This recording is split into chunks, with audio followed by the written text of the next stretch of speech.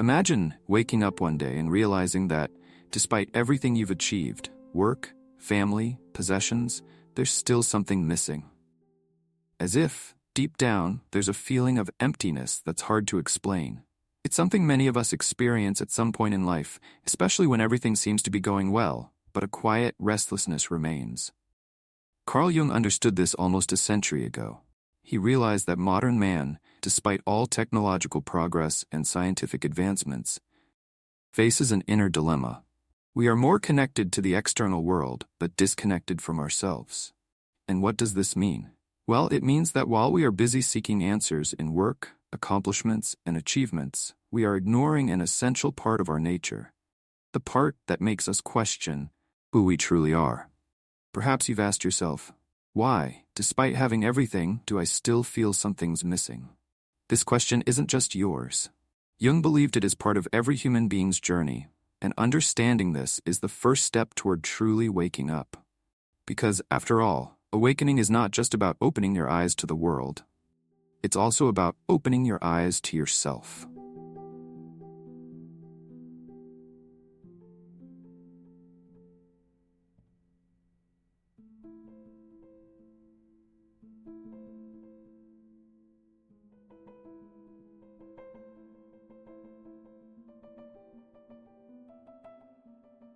Think about how many nights you've spent dreaming.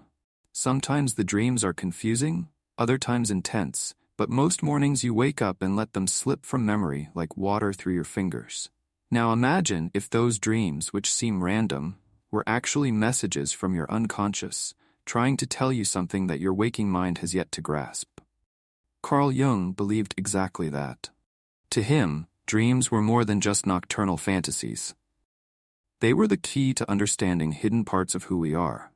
He said that we spend almost half our lives in this dream state, and what happens there is just as real and significant as our waking life. Dreaming, then, is not just a passing event, but a dialogue between our conscious and unconscious minds. Now, stop and think. How many times have you ignored something that seemed like a mere gut feeling, or a strange sensation upon waking? According to Jung, these moments are like warning signs.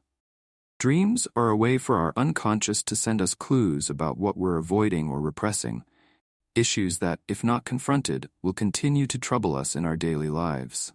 For example, someone might repeatedly dream of a blocked path. For Jung, this could symbolize an internal barrier, something preventing the person from growing or understanding themselves better. And as long as we ignore these symbols, they keep reappearing, asking for our attention. It's like a friend trying to give you important advice, but you keep ignoring them. And what happens when we ignore something for too long? It intensifies. Jung believed that by paying attention to these dreams and trying to understand them, we could resolve internal conflicts and get closer to who we truly are. Because, in the end, dreams don't want to be forgotten, they want to be heard.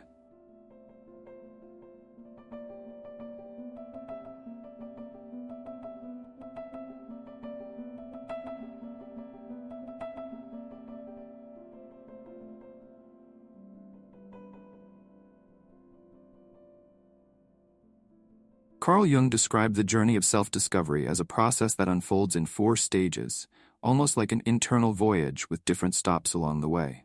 These stages, confession, explanation, education, and transformation, aren't linear, but part of a continuous cycle of growth. The first stage is confession. Think about how often we carry inside us feelings, mistakes, or traumas that seem too heavy to share. Jung believed that recognizing and expressing these parts of ourselves is the starting point. It's the moment when we stop hiding who we truly are. How many times have you felt that sense of relief after venting to someone about something that bothered you? Confession isn't about asking for forgiveness, it's about seeing yourself with honesty, without masks. Next comes explanation. Here's when we begin to make sense of what we've confessed. It's not enough to just say, "This happened to me," or "I feel this way." We need to understand why. Why do we act a certain way? Why do we carry certain fears or guilt? It's like putting together the pieces of a puzzle where each part of our story gains meaning. Understanding the past allows us to move forward with clarity. Then comes education. But this isn't education in the traditional sense. It's not about learning math or history. It's about how we use what we've learned about ourselves to adapt to the world. How does this new understanding of who we are influence our relationships, our decisions, and our worldview? At this point, we begin to rewrite our responses to situations. The difficulties we face may not disappear, but now we deal with them in a different way. And finally, we reach transformation. This is the most delicate stage because transformation is like a metamorphosis. Think of the butterfly.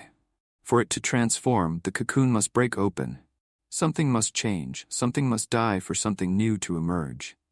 This inner transformation is when we stop being guided by old patterns, fears, and past blockages and allow ourselves to become someone new. But it's not a change that happens overnight. It's a slow, constant construction of a new way of living. These 4 stages don't have an end. With each challenge and each new phase of life, we revisit them in one way or another. After all, we're always in motion, always learning, always changing.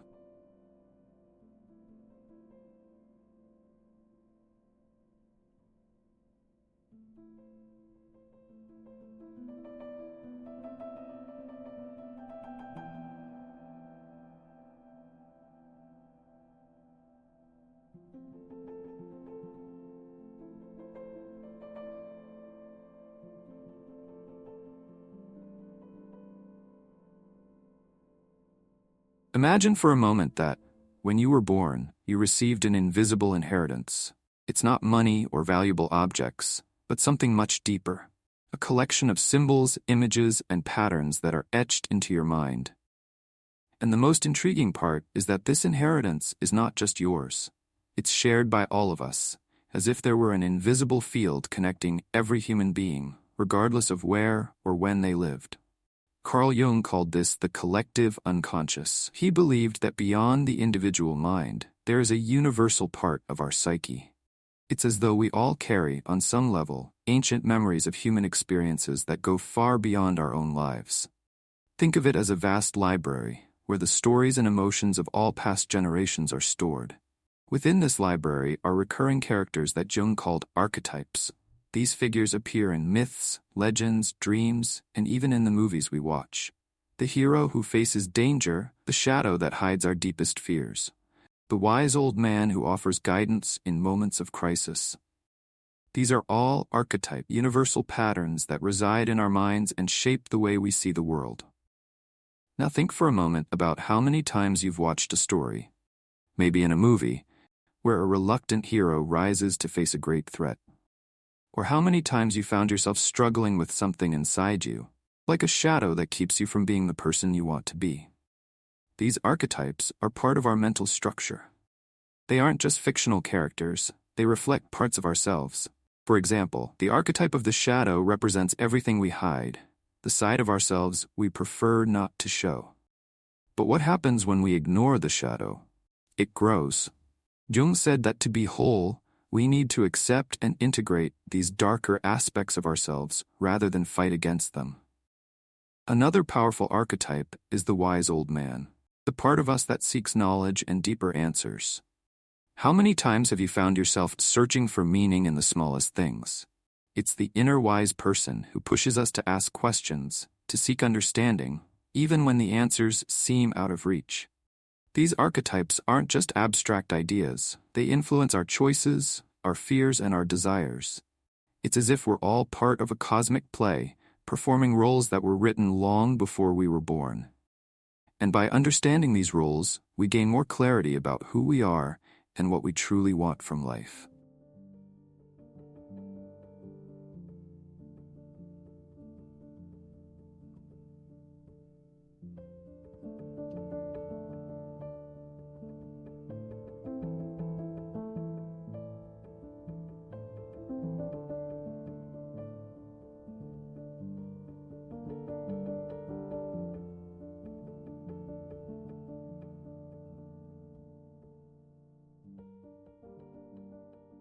Have you ever wondered why some people prefer the quiet of a good book, while others seem to come alive in the middle of a crowd? Carl Jung believed this goes beyond simple personal preference. To him, these differences are part of two major personality types: introversion and extroversion. The introvert is someone who finds energy in their inner world. They prefer to reflect before acting, to ponder before speaking. It's someone who recharges in silence, in solitude. This doesn't mean they dislike people, but rather that they need time for themselves to process their thoughts and emotions. If you've ever felt the need to escape to a quiet place after a day full of interactions, you might be connecting with your introverted side. On the other hand, we have the extrovert. This type feels most alive in the midst of movement, in conversations and exchanges of ideas. For the extrovert, the external world is a field of exploration, where every interaction brings new possibilities. They thrive on the energy that comes from being with others, and this is where they find their motivation. Now, Jung invites us to look within and ask, which of these sides speaks louder in me? Because although we may lean toward one pole, we all carry a bit of both. The key is recognizing how these aspects influence the way we live.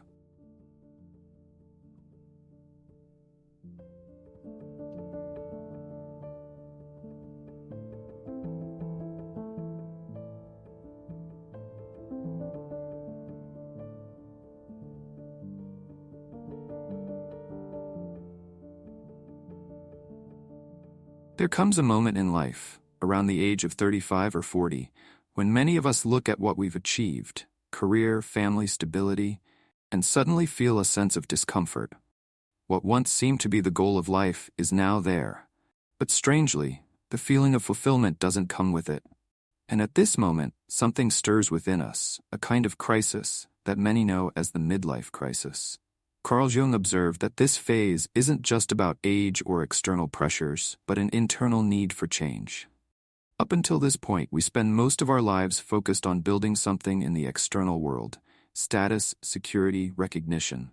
But as time passes, we begin to realize that these achievements, as important as they are, aren't everything. A restlessness arises, a question: is this all there is?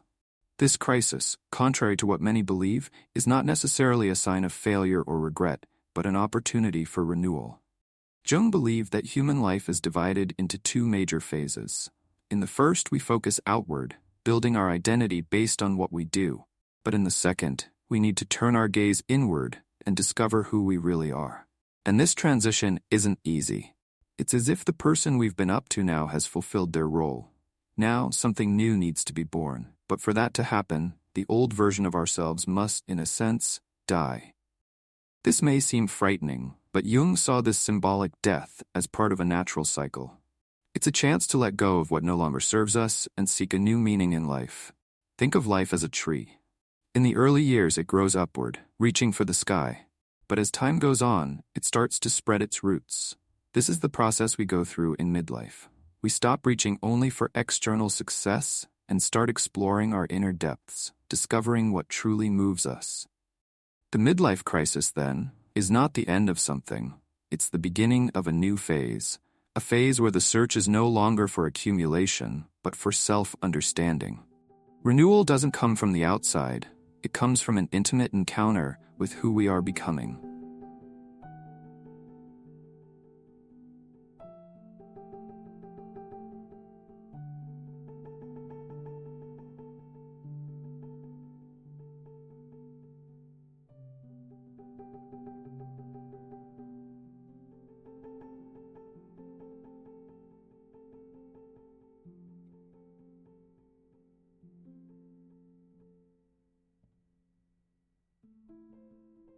Carl Jung and Sigmund Freud, two giants of psychology, started as allies, but soon their ideas took different paths.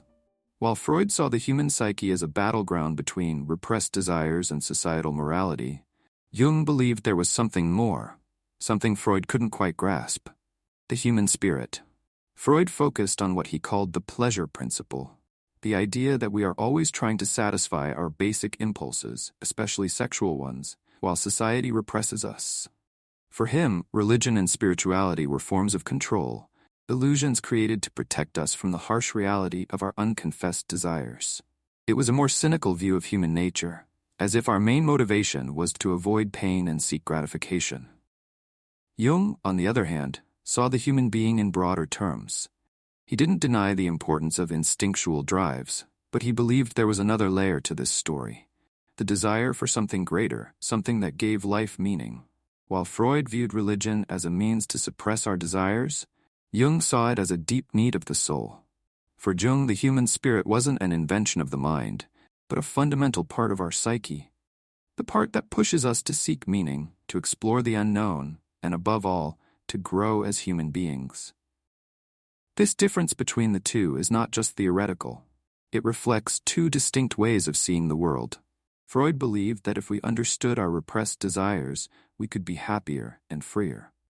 Jung, however, believed that this was only part of the journey. True freedom, in his view, came when we found a connection to something larger than ourselves, whether that was called the collective unconscious, archetypes, or simply spirituality. At its core, the debate between Freud and Jung is about what it means to be human. Are we here simply to satisfy our desires, or is there something deeper? While Freud believed in the former, Jung invited us to look beyond, to understand that without this something more, our lives lose color and purpose.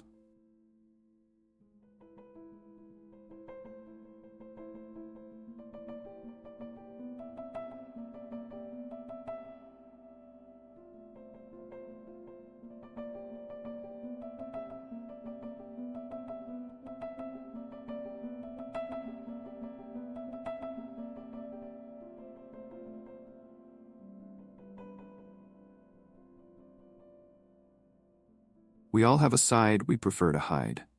That part of us we avoid showing to others, and often, even to ourselves. It's the anger we pretend not to feel, the fears we bury, or the desires we judge as inappropriate.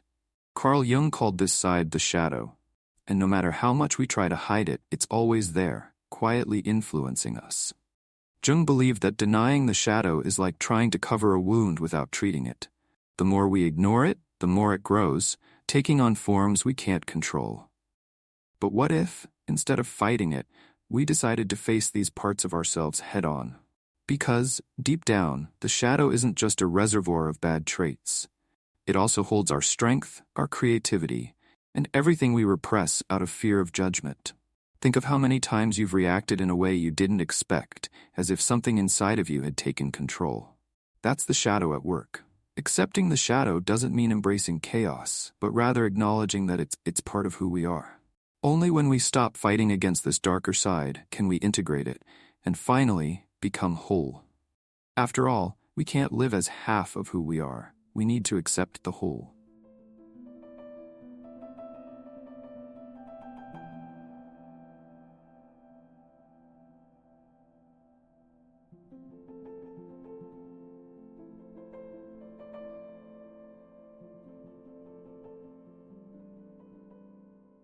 We've reached a point where Carl Jung's insights into the human soul are more relevant than ever. We live in a world full of distractions and external pressures, but deep down we still carry the same questions. Who are we? What truly drives us? Jung reminds us that, despite all our progress, the real journey is inward. The search for meaning is a fundamental human need. We cannot find lasting peace or satisfaction solely through external success or the accumulation of things. Jung invites us to look within, to recognize our shadows, understand our dreams, and most importantly, embrace the complexity of who we are. The path to the future isn't just in technology or material progress, it's in awakening this inner awareness.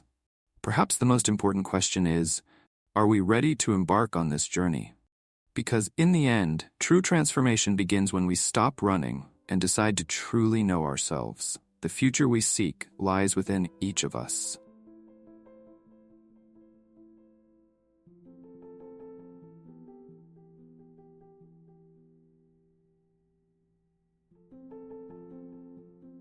If this video got you thinking, leave a comment below and share your perspective. Don't forget to hit the like button, subscribe, and turn on the notification bell so you don't miss out on future explorations into the mind and soul.